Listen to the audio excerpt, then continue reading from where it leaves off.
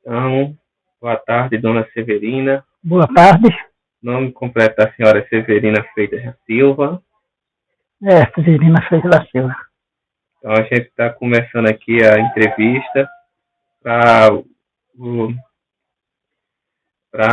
a dissertação do mestrado, que ela vai ter como título Reconfiguração Religiosa da Paraíba, a presença adventista, aí que vai ter a temporalidade de 1938 a 1950, tá certo? Então, dona Severina, conte-me como iniciou o Adventismo em Queimadas. Começou o Adventismo em Queimadas, que não tinha evangelho. Em Queimadas tinha um morador, que era irmão Severino Felipe. Ele morava no Zumbi e então veio morar em Queimadas. E a gente, como irmão, ele visitava Baixa Verde. Pegava com a gente. E então a gente perguntou a ele se a gente podia ir na casa dele, lá o estudo bíblico,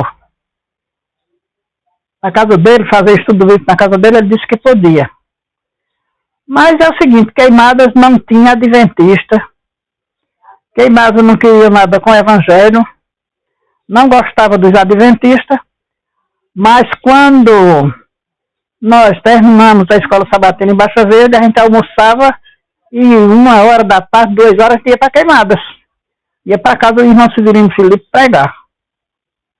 Juntamente com ele. Ele tinha um livro muito importante que eu gostaria de possuir esse livro. Era Nossa Época, a Voz da Profecia. E a gente chegava lá, ele convidava os vizinhos, e a gente ia para a casa dele, e a gente dava estudo bíblico lá na casa dele. E teve um dia que nós fomos para Queimadas, e chegamos lá, a casa estava fechada, ele não estava em casa. Nós voltamos, porque era muito perigoso a gente estar pregando o evangelho lá na casa dele. Ele tinha medo de ser perseguido, porque Baixa Verde já tinha sofrido a perseguição. Mas Queimadas não tinha nenhuma igreja. E depois começou com a pregação do evangelho com o irmão Antônio Soares, que era ancião de Baixa Verde, irmão Irineu Pereira, e irmão Zé Soares. E a gente começamos o trabalho, e para começar a história, e terminar a história, podemos dizer assim, o irmão Antônio Soares começou com o evangelho em Queimadas, e o evangelho cresceu, e depois então surgiu a Igreja Central.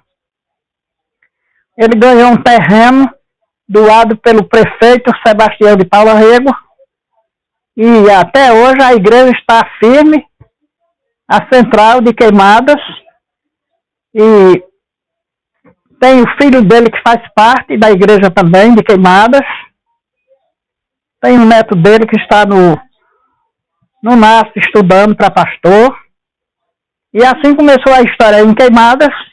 Hoje nós temos a Igreja do Castanho, a Igreja da Vila,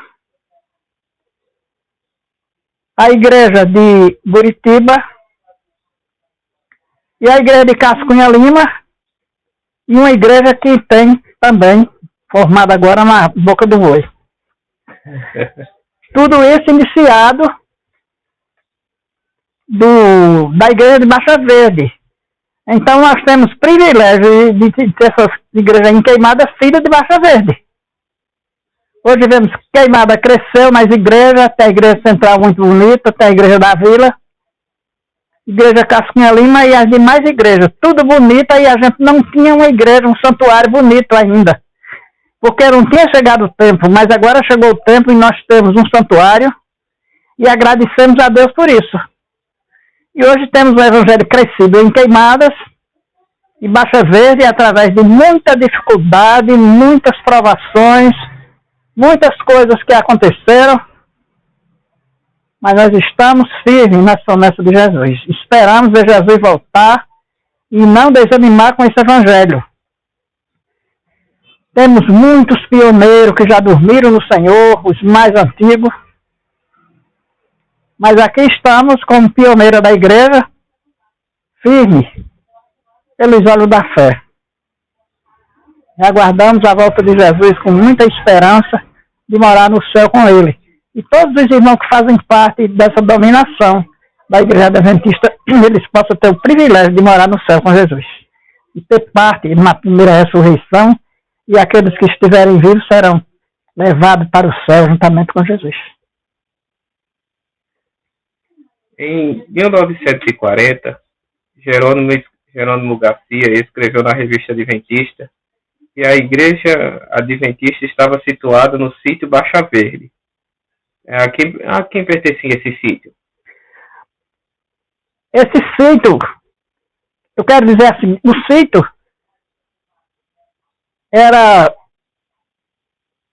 foi comprado a igreja, o local da igreja, por Luiz Pereira de Melo, para fundar a igreja. E anexo ao sítio de Clodomiro Gonzaga, que era o proprietário que morava lá perto da igreja, na Chama de Baixa Verde. Confere. Olson, em 1940, disse na Revista Adventista que o grupo de Baixa Verde surgiu em 1938. Mas como surgiu esse grupo e quais foram as pessoas responsáveis pelo seu surgimento?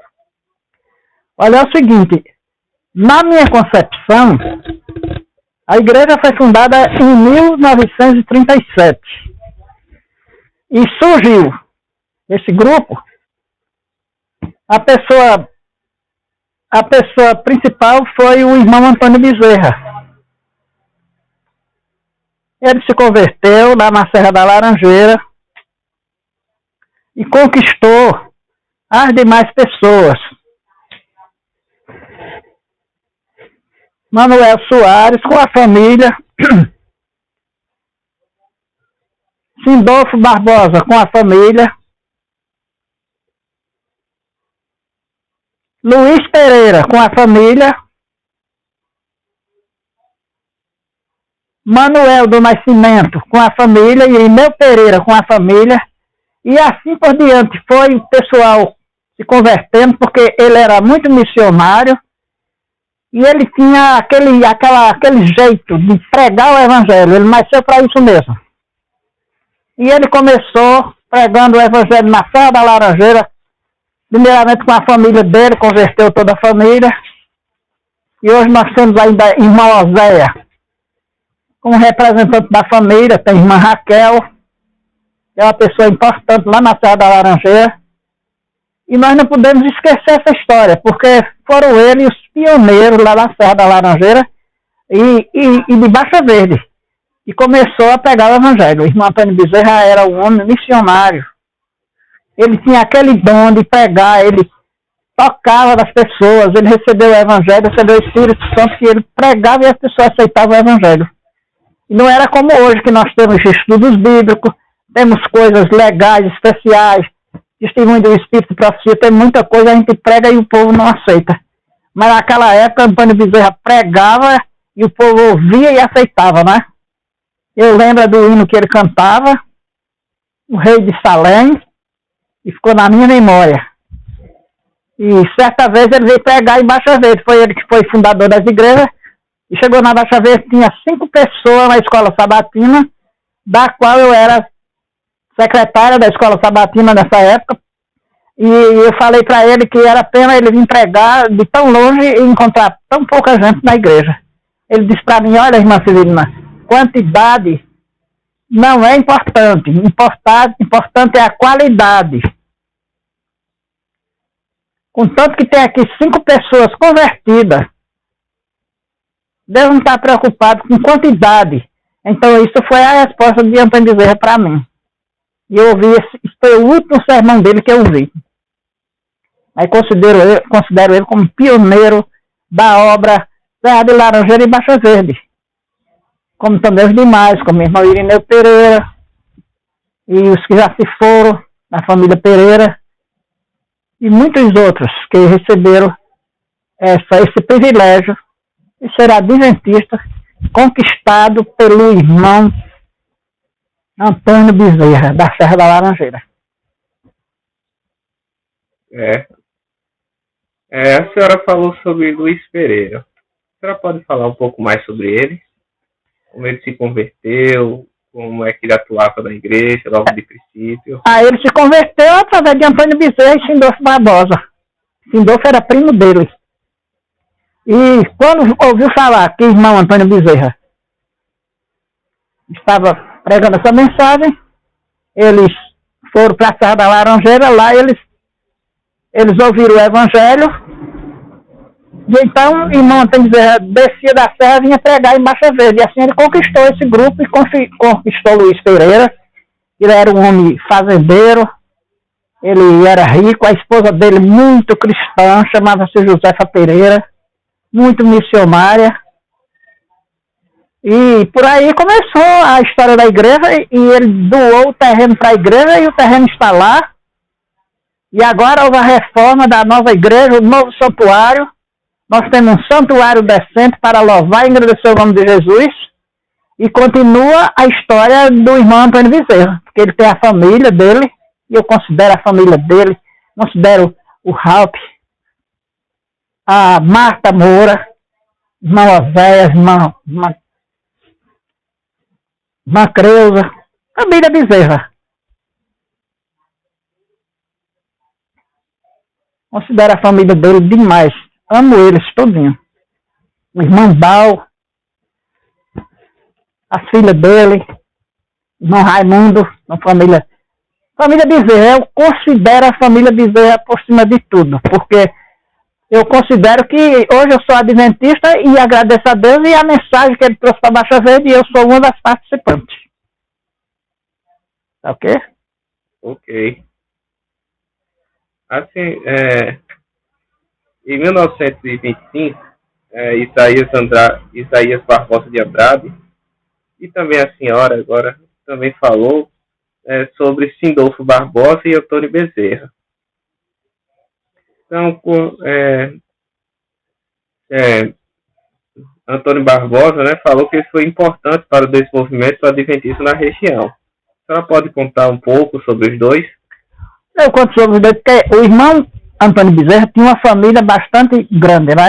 Tinha os filhos, ele tinha uma família grande e representava o comércio lá na Serra da Laranjeira, entendeu? Então, o pessoal ia contar tecido na casa dele, ele pregava o evangelho para aquelas pessoas e as pessoas saíram dele entusiasmadas. E o irmão Sindolfo Bezerra também, o pai de Janduí, não é? Porque eles dois foram atuantes lá na Serra da Laranjeira. E o irmão Antônio Bezerra trouxe a mensagem, passou para Sindolfo, e Sindolfo passou para o restante das pessoas também, para a família dele. E ele era um representante também lá na Serra da Laranjeira, entendeu? O pessoal tinha atenção a eles, então foram se convertendo e tinha uma família também chamada família Jerônimo lá na Serra da Laranjeira, que também se converteram.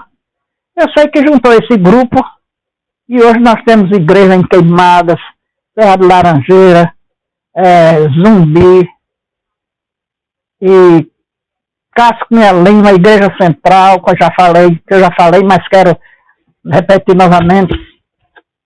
Temos uma outra igreja também. Agora, no Oiti, temos a igreja do Oiti, que era da irmã Quena, que é a irmã Quena que atua lá, que morava na Serra Alta. Nós fomos pregar evangelho lá na casa dela há muito tempo. A igreja do irmão Cassimiro. Eu quero dizer a igreja do irmão Cassimiro, porque hoje o irmão Cassimiro faz parte da igreja de Baixa Verde, a família dele faz parte de Queimadas. Então, custou um preço conquistar essas almas. E hoje nós estamos vendo ainda aquelas que estão permanentes na igreja, que estão trabalhando, e esperam aqueles que dormiram no Senhor, como o irmão Antônio Bezerra, irmão Sindolfo, irmão Irineu e outros, Manuel Soares, que ele ressuscite quando Jesus vier, que chama eles da tumba, eles possam ressuscitar primeiro, como está lá em Corinto, né? Os mortos em Cristo ressuscitarão primeiro, os que estiverem vivos serão transformados e transladados para o céu juntamente com Cristo. E os mortos em Cristo ressuscitarão primeiro. Eu quero repetir, foi Não tem problema não. O que é que o senhor acha? Tá bom, irmão. Como foi a conversão de Antônio Bezerra? A conversão de Antônio Bezerra, ele encontrou um folheto em Fagundes, um pedaço da Bíblia. No livro de Provérbios, parece que me faz a memória, no capítulo 23. Aquele pedaço da Bíblia estava sujo. E ele era muito católico. A família dele lá em Galanta era muito católica e ele também. E então ele chegou em casa e mostrou para a família. A esposa dele. E então ele achou muito importante aquele pedaço de Bíblia. E ele foi pensando, examinando. E a história resumida é que ele se tornou um adventista do sétimo dia, praticante, através da palavra de Deus que ele encontrou abandonada. Dali ele se tornou um cristão tocado pelo Espírito Santo, passou a transmitir a mensagem para todo mundo da Serra da Laranjeira, de Baixa Verde, e passamos adiante, a geração mais nova agora está passando adiante, o que ficou, e a história continua. Tem seus familiares, seus ancestrais, seus filhos, seus netos, seus bisnetos, dos quais eu sou conhecedora, e tem uma parte ainda conservando as relíquias que ele deixou do Evangelho, como é o caso do irmão Oséias. O irmão Oséias, ele tem boas informações do Evangelho, uma pessoa praticante da leitura, examina a Bíblia, já leu a Bíblia 50 e tantas vezes. Ele tem o que contar para os pastores e para as pessoas que procurar entrevista com ele.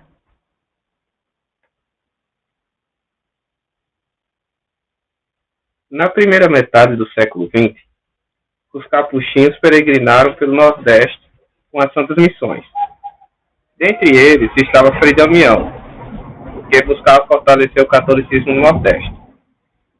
Diante desse fortalecimento católico, como era o relacionamento entre os católicos e os adventistas aqui na região? Bem, é o seguinte, o catolicismo odiava os adventistas e eles chamavam a gente de bode.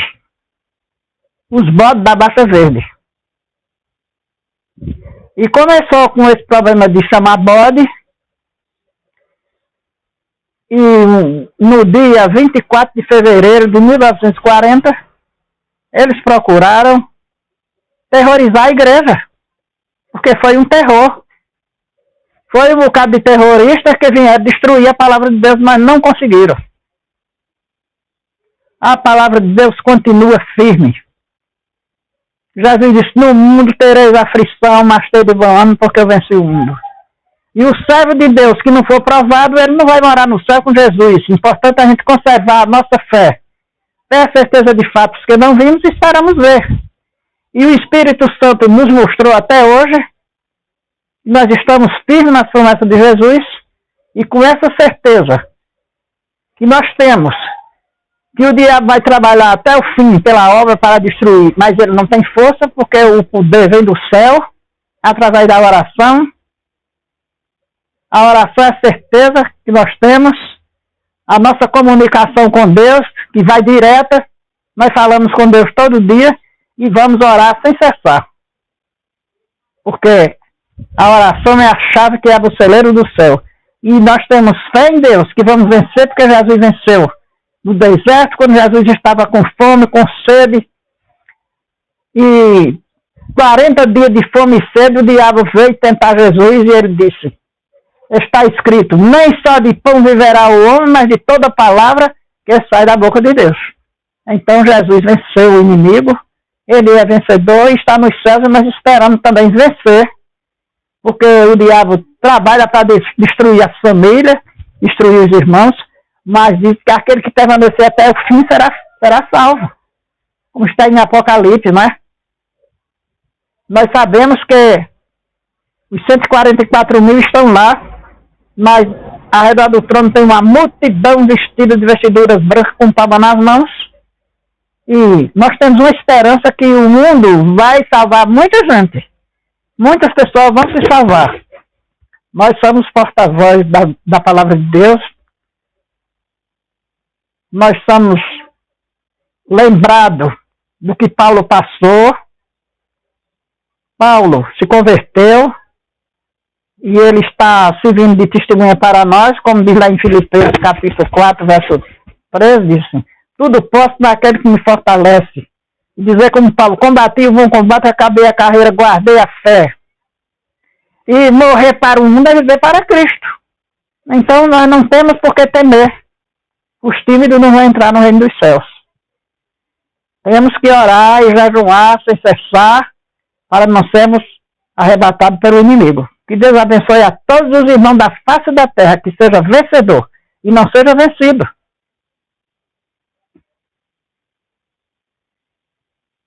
Algumas pessoas, como Jerônimo Garcia e Moisés Negri, escreveram para a revista Adventista sobre um conflito entre os católicos e os adventistas aqui em Baixa Verde. A senhora também acabou de citar que houve um conflito. Então, como foi que aconteceu esse conflito? Bem, eu já disse e vou repetir. Aconteceu o conflito porque os católicos, eu respeito, naquele tempo, eles não tinham o conhecimento que eles têm hoje. E muitos daqueles que assistiram o conflito, que aconteceu com o pastor Nigre, eles vieram para perseguição, mas eles depois se arrependeram e voltaram para Queimadas, e muitos deles aceitaram o evangelho e se converteram. Pessoas que traziam pedra na mão para jogar nos adventistas, não jogaram, voltaram e se converteram depois. E essas pessoas que se converteram, teve deles que já dormiram no Senhor. Mas morreram com a certeza da salvação. A senhora sabe contar em detalhes o que aconteceu nesse conflito? Desse conflito, irmão, é o seguinte. Começava a escola sabatina no dia 24 de fevereiro, exatamente às 9 horas da manhã. Os irmãos estavam tudo reunidos para cantar hinos. Estava o irmão Fausto Moura, que já dormiu no Senhor, que vinha de Campina Grande, ajudar a Baixa Verde, porque os elementos eram poucos para trabalhar. E ele vinha de Campina Grande, o irmão dele, José Moura, entendeu? E vinha ajudar na Baixa Verde a fazer a escola sabatina, eles vinham de Campina Grande e ajudar a gente aqui na Baixa Verde. E nesse sábado, Zé Moura estava na igreja, a família de Fausto Moura. E quando viram o tumulto, o pessoal invadir a igreja, entrar na igreja, ele saiu pelos fundos da igreja com umas gavetas cheias de Bíblia e de livros, para ver se eles não rasgavam as Bíblias, e os livros, correu para esconder os livros lá atrás, eles queriam ir atrás deles, mas não conseguiram. Aí se revoltaram contra o pastor Moisés Negri, que estava pregando nessa época, ele estava aí em Baixa Verde. Nesse dia ele estava na igreja de Baixa Verde. Então eles agrediram o pastor Negri, sem fazer dano nenhum com eles. E teve uma moça que passou as unhas no rosto do pastor e o sangue jorrou.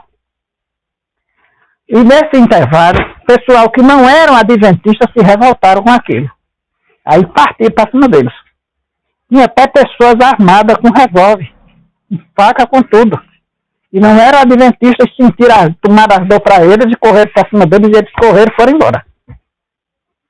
E o pastor Moisés Negri saiu para a rua com a espada da fé nas mãos, que mostrou para eles que eles estavam perseguindo ele, um cacetete, com isso, com aquilo, ele estava com a espada da fé nas mãos, e era a metralhadora que ele conduzia. A senhora sabe quem foi que organizou esse conflito? Bem, irmão, aí eu não sei mais ou menos quem organizou. Eu não sei. A história que eu ouvi, que teve autoridade que organizou, mas sem nenhum motivo. Porque nesse tempo, irmão, hoje cresceu. A comunicação cresceu. O subdesenvolvimento cresceu. E eu acho que naquele tempo existia um atraso muito grande na educação do povo. E o povo não estava assim educado, civilizado, com amor para com o próximo. Porque não existia o amor, porque se existisse amor não tinha feito o que eles fizeram. Porque o amor é o fundamento da história. Temos que amar ao próximo. Então, se nós somos cristãos, nós amamos o nosso semelhante, nosso próximo. E não vamos ofender a ele. Nós temos que fazer o bem para eles. Se é que esse amor existe no mundo atual, eu não acredito. Porque o amor não ofende a ninguém. Eu disse que temos que amar ao próximo assim como a nós mesmos. E se nós amamos o nosso semelhante, nós não vamos ofender a ele. Nós vamos fazer o bem. Nós vamos usar de cortesia, de amor, de parcialidade, de cordialidade, tudo isso. Tá certo?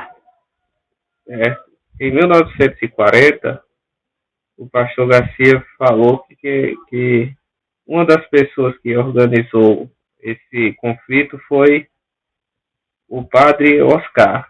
Você saberia se seria mais alguém? Bem, eu não sei, irmão. Eu não tenho certeza. Porque nessa época eu tinha 8 anos. Eu só ouvia falar. Entendeu?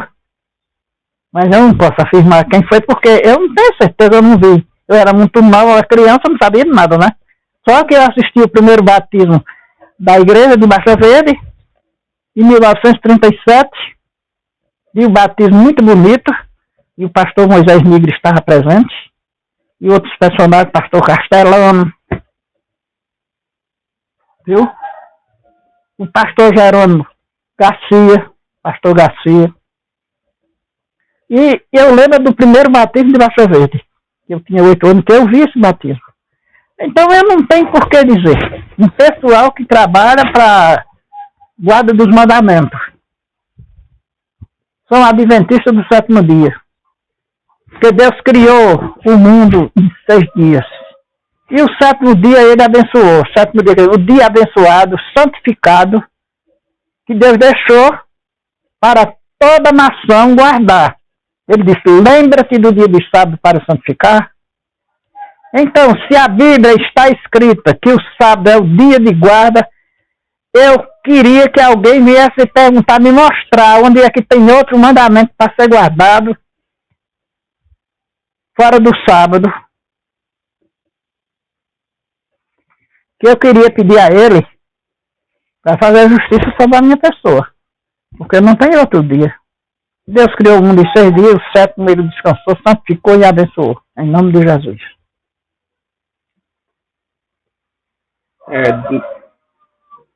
As Santas Missões passou por aqui, por Queimada, também, né, por esse tempo. Justamente em 1940, a missão estava em Queimada. O Frei Damião, a senhora sabe informar se o Frei Damião estava também nessa... Com certeza estava.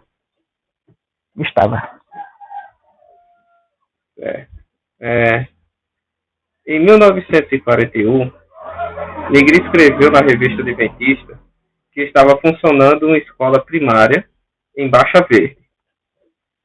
Conte-me sobre ela. Justamente a escola primária começou a funcionar em Baixa Verde no ano de 41. Eu morava bem pertinho, lá encostado da igreja. Me lembra quando o pastor Natan Florencio veio de Pernambuco ensinar em Baixa Verde, alfabetizar as crianças da igreja. E os pais tinham que contribuir com a mensalidade para as crianças estudar numa escola cristã, uma escola preparada, uma escola onde se ensinava a palavra de Deus. Mas a continuidade não teve. Aí passaram diversos professores, passou o professor Milton Pinheiro. O professor Milton Pinheiro foi um dos professores. A irmã Maria Pereira Soares também foi professora. E ela ensinava lá na igreja. Francisca Teófilo também foi professora. A professora Senhorina, ela também foi professora. Mas acontece que a escola caiu numa decadência, não teve mais como continuar, porque não tinha aluno. E as professoras não podiam lecionar sem os alunos, sem os pais dar um apoio total a elas. Aí o pastor Osmar Rei um dia veio e fechou a igreja. Que a escola não funcionava, ele fechou. Mas ele disse assim: irmão, seria melhor que eu fechasse uma igreja do que fechar uma escola, porque o futuro da igreja está na juventude. A senhora sabe que, mais ou menos, em que ano ele fechou a escola?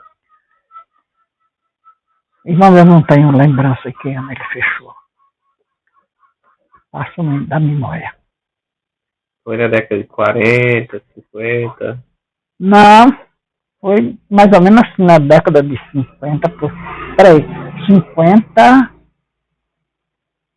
Não, foi assim na década de 60. 60 e pouco. Viu? Porque eu tenho um filho que estudava na escola e ele tem 60, ele estudou 7 anos na escola, hoje ele tem 60 e está dando 55 anos.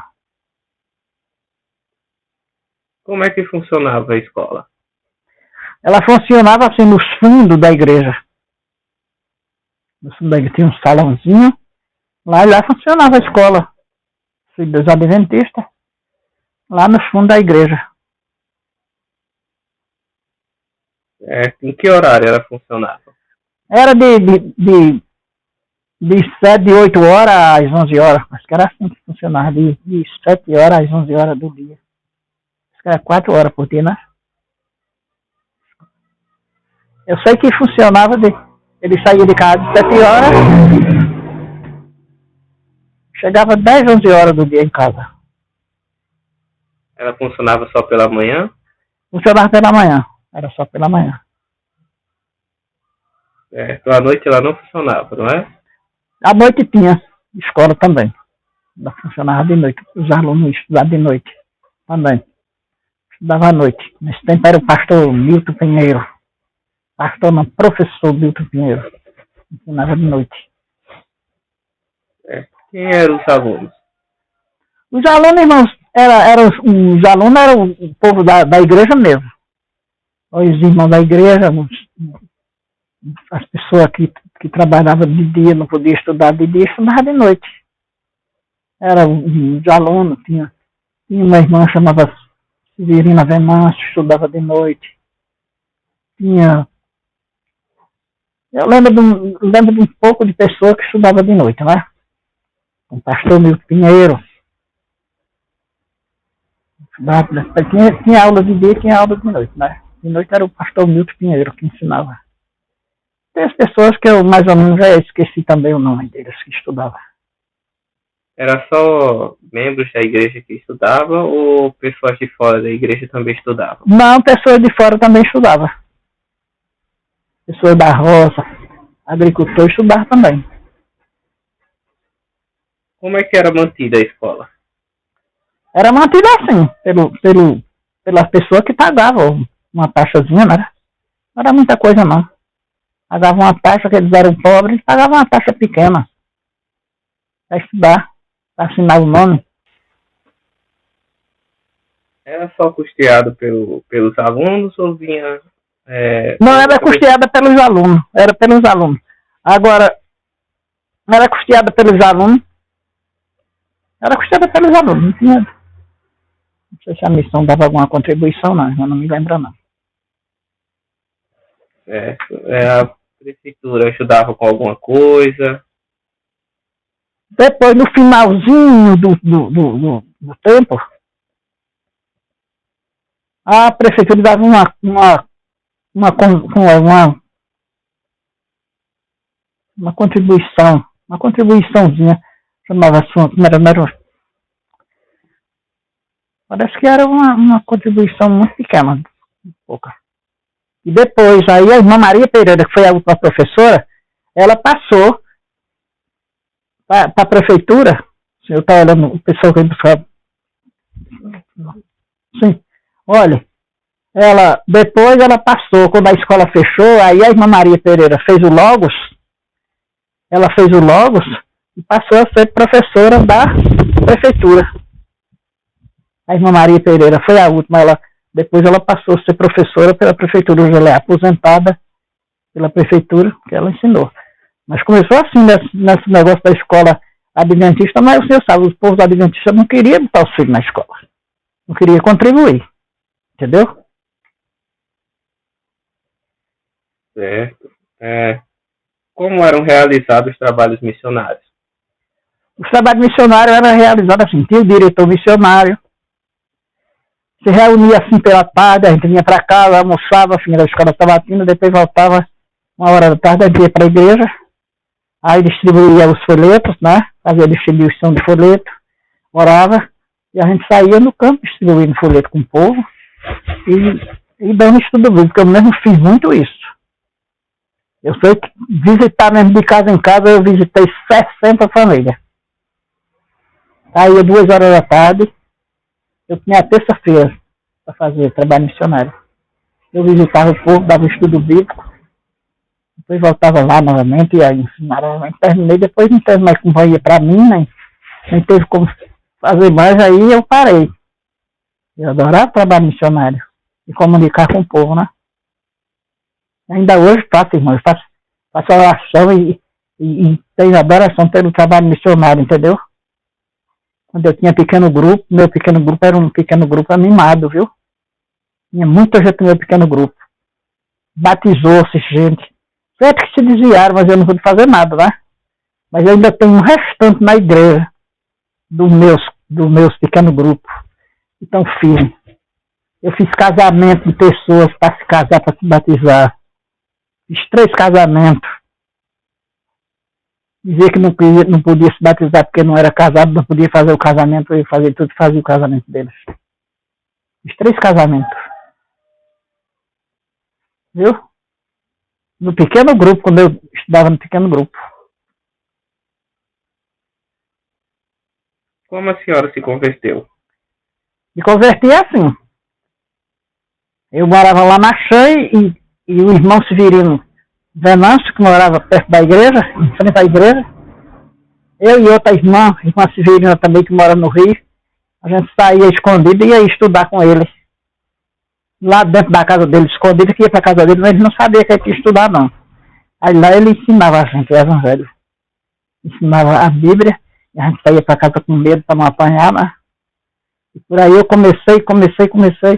Por isso que quando eu me casei, eu aceitei o evangelho que eu já conhecia. Eu já conhecia o evangelho. Eu tinha estudado antes, escondido, mas tinha estudado, mas era umas coisas escondidas, porque a gente aprende mais, não é? Aí pronto, eu e a minha outra irmã também, irmã na fé, a gente estudava escondido lá com ele, com o irmão Severino Venâncio, que era cunhado da mulher de Fácio Moura. Era casado com a irmã da mulher de Fácio Moura.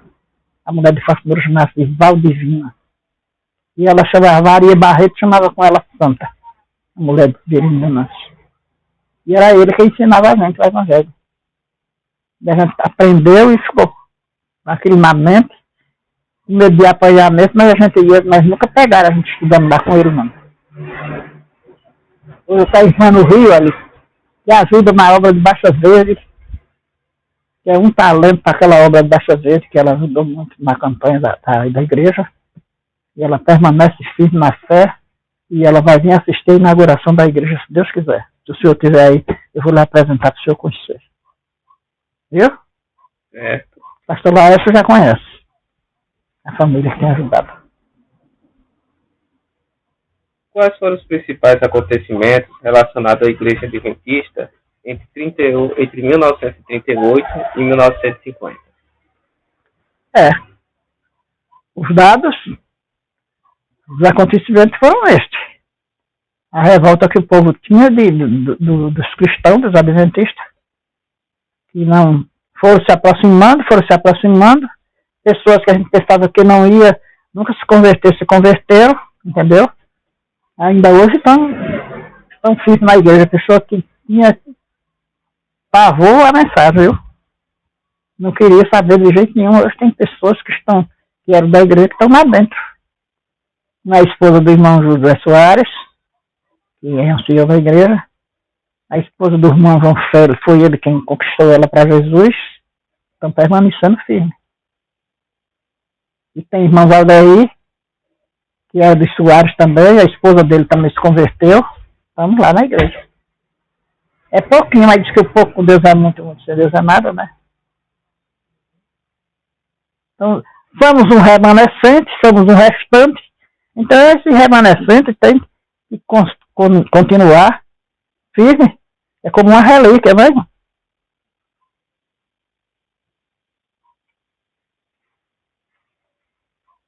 A senhora gostaria de acrescentar mais alguma coisa? Eu acho, irmão, que eu só tenho que acrescentar essa maravilha, essas bênçãos do Senhor, de conhecer o Senhor, irmão Daniel, que eu não pensava de conhecer. Foi tão difícil a gente se comunicar pelo telefone, eu achei que foi uma bênção de Deus, que Deus enviou o Senhor para que eu pudesse reforçar mais a minha fé, entendeu? E pastor Laércio que tem dado muita força a Baixa Verde, tem dado tudo, ele tem dado o suor dele para Baixa Verde. O presidente da missão tem ajudado bastante. O pastor Moisés, que anteriormente se viu, ajudou muito. Ele faz parte da maratona da igreja, fez o começo da fundação, entendeu? Então nós só temos que agradecer a Deus a bondade dos homens de Deus, dos missionários, todos aqueles que trazem a mensagem, para a igreja se fortalecer. Deus possa fortalecer, como diz aquele hino, fortalece a tua igreja. O Senhor veio fortalecer. Quem sabe se essa mensagem que o Senhor trouxe para a igreja hoje não vai suscitar almas ali dentro. Eles ficaram tudo admirados. Entendeu? Deus abençoe, irmão. E possa vir aqui não só essa vez, mas mais vezes. E a pesquisa possa ser feita também com outras pessoas. Porque eu não forneci para o Senhor nas pesquisas, outras pessoas possam ajudar também, né? Mas olha, irmão, a certeza que eu tenho é que os veteranos já dormiram todos no Senhor, irmão. Mais de 40 pessoas já foram embora. Mais de 40. Aquela igreja já teve, tinha ocasião que não cabia o povo. Eu conheci a igreja com 75 membros, não tinha mais aonde se sentar. Aquela igreja que você ouviu, que vai servir de museu. Ela vai ficar como museu, viu? Mas morreram, já deram, se acabaram tudo. E tem esse restante, esse remanescente aqui. Se for possível cantar os Mazarantes, tem eu, a irmã Elvira, a irmã Maria Pereira e a irmã Edna. Tem 4. A irmã Elvira, mas está no Rio. A irmã Maria Pereira, muito doente, não foi ido para a igreja, viu? A irmã Edna está na igreja ainda. Temos 4 pioneiros. E esse outro povo não estão indo para a igreja. A irmã negra deixou de ir para a igreja, não sei porquê.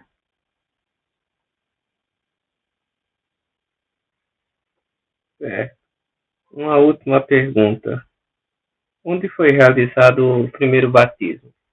Da fazenda do Luiz Pereira. Ele tinha um açude na propriedade dele. E lá o pessoal ia se batizar. E o segundo mais depois dele, aí ficou o açude de Soares. O final de Mané Pequeno. Aqui no Muquém. Era onde batizava o pessoal. Batismo, o açude de Mané Soares. Mané Pequeno. Era onde o pessoal se batizava. Vinha até de Campinas se batizar lá. Não tinha onde o povo se batizar lá. Então, dona Severina, muito obrigado pelas informações. Foi tudo o que eu pude fazer. Mas já serviu muito. Ficando muita coisa, sabe? Muita coisa para trás. Então, muito obrigado pela entrevista. Obrigado, irmão, também. Tenha um bom restante de dia.